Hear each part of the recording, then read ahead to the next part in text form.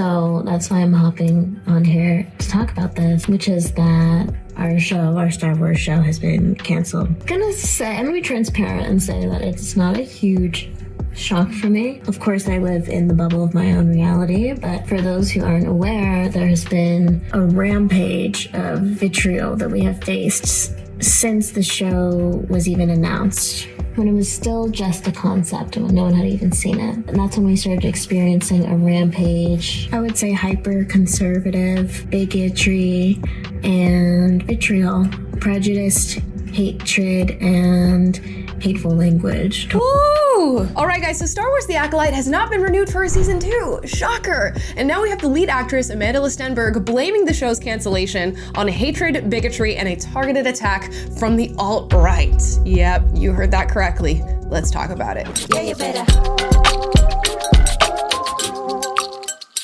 Yeah, you better.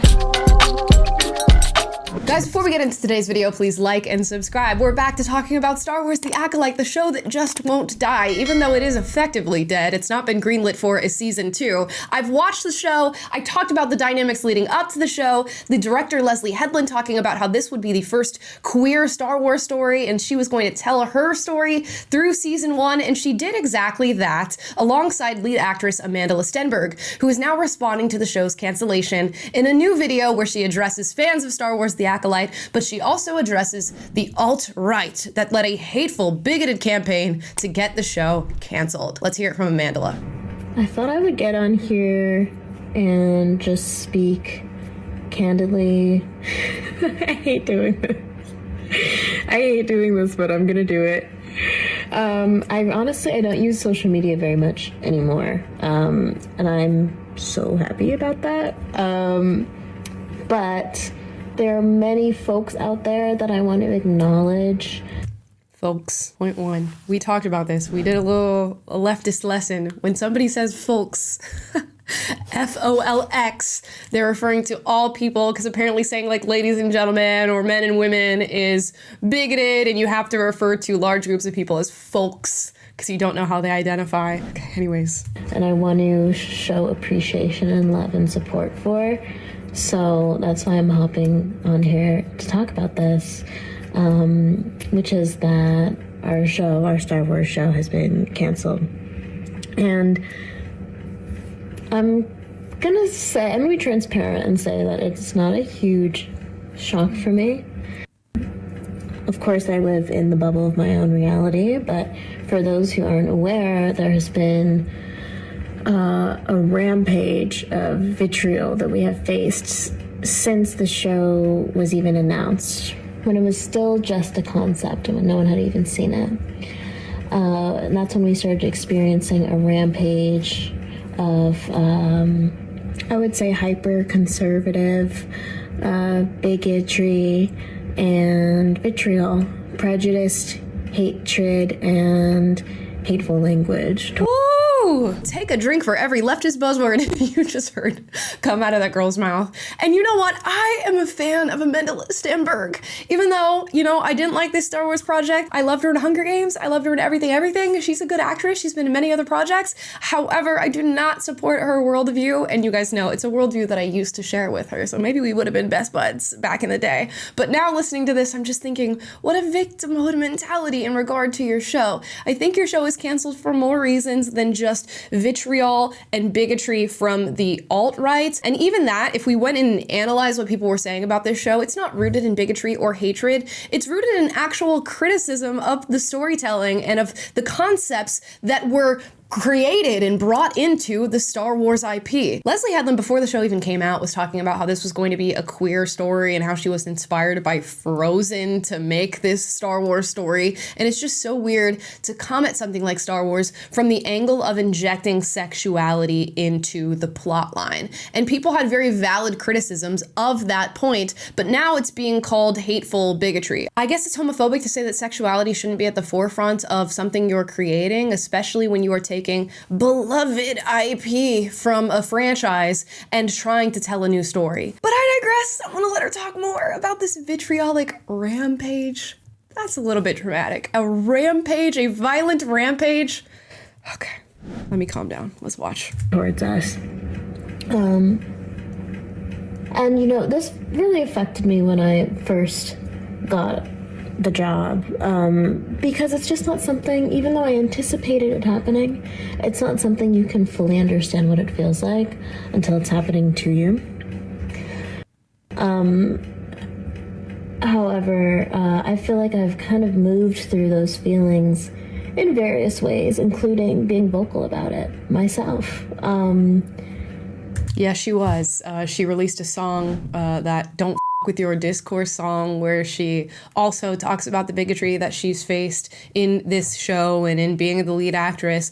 And I have to wonder, you know, mixed inside of a million different, you know, X comments or Instagram comments or YouTube comments and dislikes, mixed in there might be a few people who are using racist rhetoric towards you and towards your involvement in the show. But is that the bulk of why people were criticizing Star Wars: The Acolyte? Is that really what you think? That it was rooted in bigotry? Or did these people have actual concerns that they wanted to express, and maybe, yes, negative concerns about the show? That doesn't make them bigots. It doesn't make them racist. It doesn't make them homophobic. In fact, you had many gay, lesbian, trans, black, people of color who were giving the very same criticism towards Star Wars: The Acolyte. Are they also bigoted racists? I don't know. I guess so. For me, it just became a situation where there was no option but for me to honor my sense of ethics and my belief system and my value system while being in this very unique position. It was kind of like I had this very unique experience of experiencing the world at large, which is, of course, hyper divisive right now, through the lens of this very, very unique opportunity of being in Star Wars. And it brought up a lot for me, a lot socio-political dynamics, a lot about my own value system, how I respond to that kind of hatred, how I move through the world at large. And it just became inarguable for me at a certain point that in order to continue to be myself, I would have to honor my value system by being vocal, even within the context of working for Disney and working within the large, I can't. Yes, this does seem to be the mindset of every single employee working at Disney, at least the leftist employees. They must bring their own morals, values, mindsets into their job and inject it into everything that they're doing. And when you do that, sometimes you fall off course. Sometimes you call things hateful and bigoted that aren't hateful and bigoted at all. And it's because that is the lens through which you are looking at the world. And when people come to criticize you, criticism becomes a microaggression or a macroaggression, I guess in this case. She's directly accusing people of racism, sexism, and homophobia in their treatment and response to this show. And it's just not correct. But we see this happen time and time again in Hollywood. We watched it with the Woman King movie, which when it came out and flopped at the box office, the director blamed racism. With the movie Bros, which was about a gay relationship, the writer and creator of that movie blamed homophobia for it flopping at the box office. Then with Rings of Power, when Lord of the Rings fans had actual valid criticisms of the show, they were accused of being racist towards this idea of diversity, equity, and inclusion. When we actually strip away the layers and the names and the isms and the phobias that you throw at these people, what you're going to find is just people who value storytelling. And you can do good storytelling while also weaving in your diversity, equity, and inclusion. But when the storytelling falls on the back burner and is secondary to your own woke agenda, people are going to realize that and they're gonna call it out. And it doesn't make them evil people for doing so. Within the large, massive IP that is Star Wars. On that topic, I just have to say it has been an incredible honor and dream for me to be in this universe.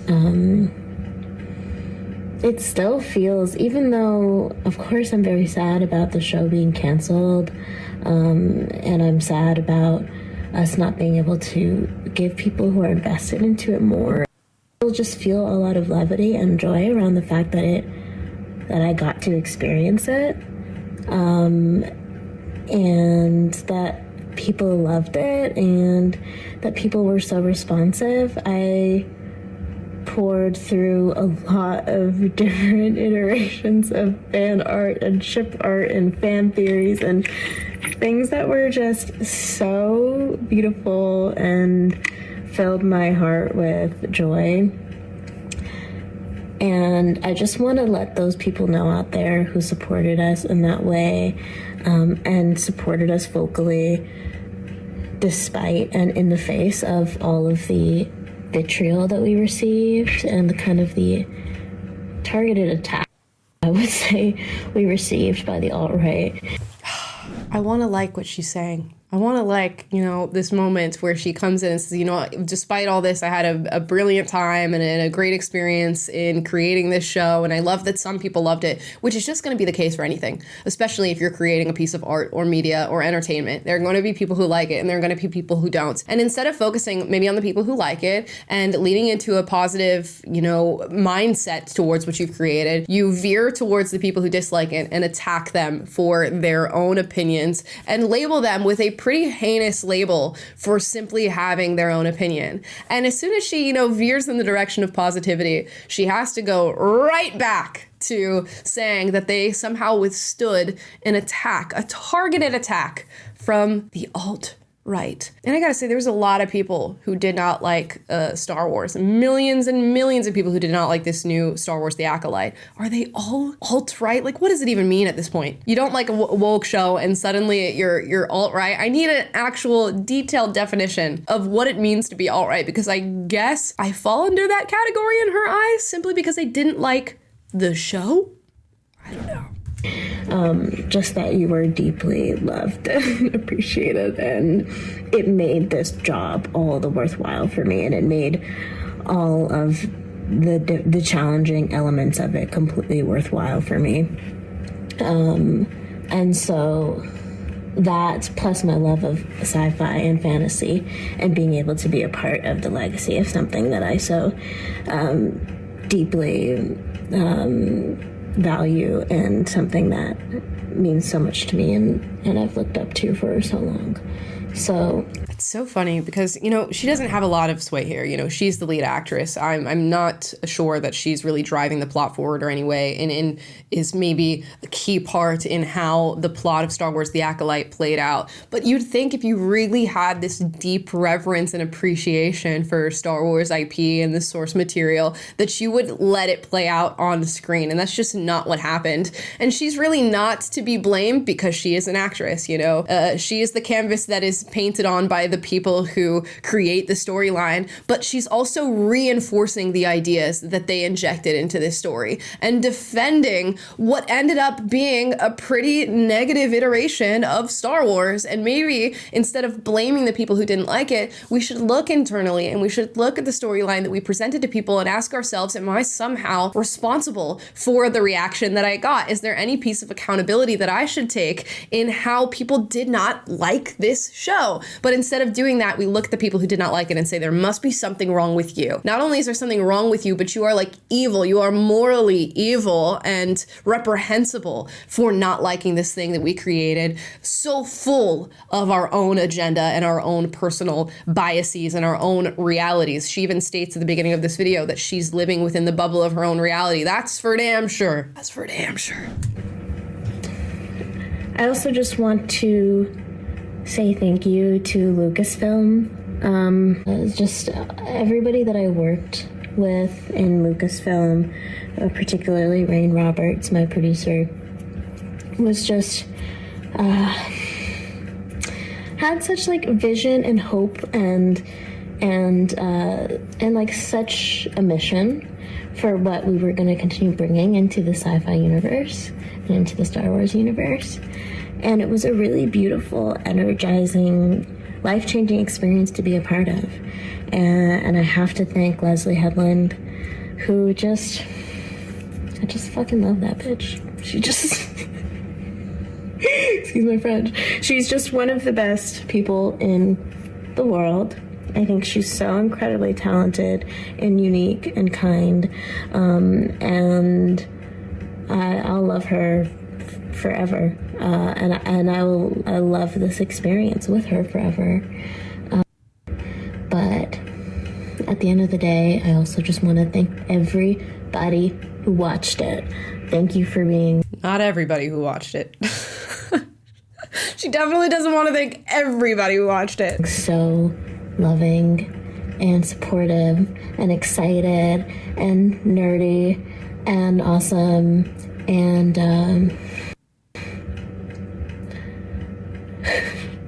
I'll continue to process this for a long time. But maybe the last thing I want to say on the subject is that we all exist in the context of all in which we live. You know, I know that was a joke, but it makes total sense that she just weaved in a Kamala Harris quote right in there. It makes total sense given the state of our world right now that Kamala Harris slipped in there a bit. But I'm serious.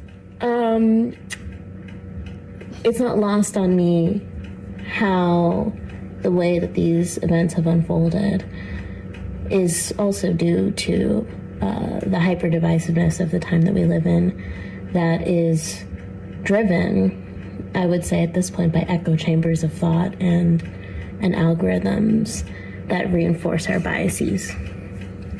You know, I want to agree with her on that point, but it's also driven by people stepping out of their echo chambers to receive something, a piece of entertainment, and they're analyzing it from your perspective as well as theirs, and they're just not vibing with it. In order for somebody to even have the criticism of the woke ideology that has been injected into Star Wars and other Disney projects, they do have to have an understanding of it. And I know the left doesn't want to admit that there are people who stand on the other end who disagree with their belief system, but also understand their belief system. And the very nature of that is stepping out of the echo chamber, which was what many did to consume Star Wars: The Acolyte, and they wanted to watch a good Star Wars show. There's nobody that's going into watching a piece of entertainment, for the most part, and not wanting it to be a good experience, not wanting it to be something that they can accept and add on to a franchise, a beloved franchise that has been, very formative for them throughout their lives. But you just didn't hit the nail on the head. And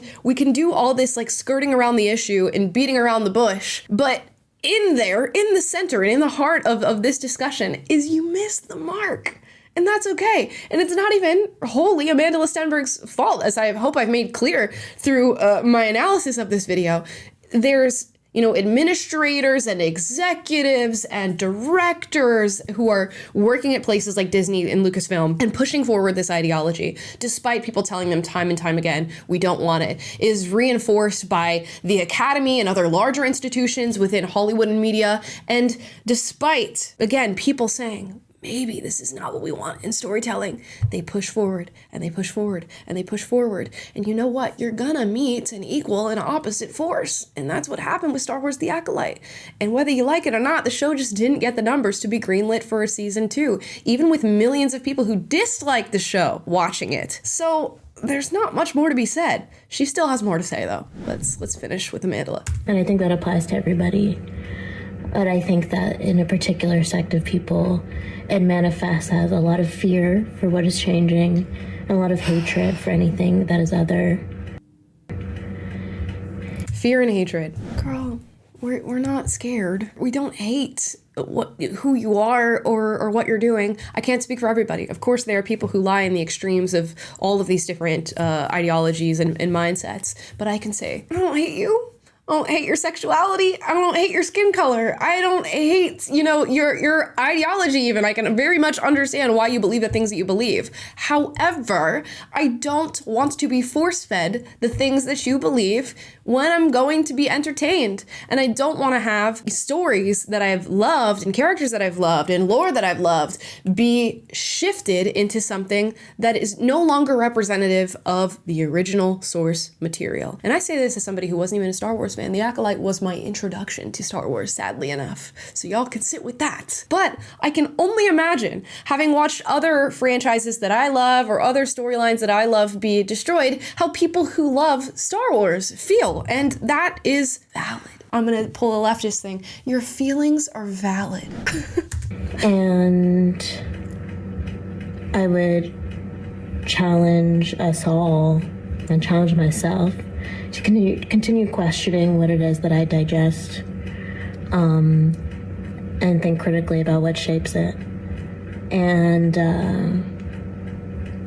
but if you do think about the things that you digest and you think critically about it and you get on the other end of thinking critically and have criticism for the things you digest, you're going to be called a racist, bigot, homophobe. So just make sure you bear that in mind because she's talking about really wanting to, look internally and analyze the things that she's consuming in life. But when people do that and come to a different conclusion than her own, they are racist bigots.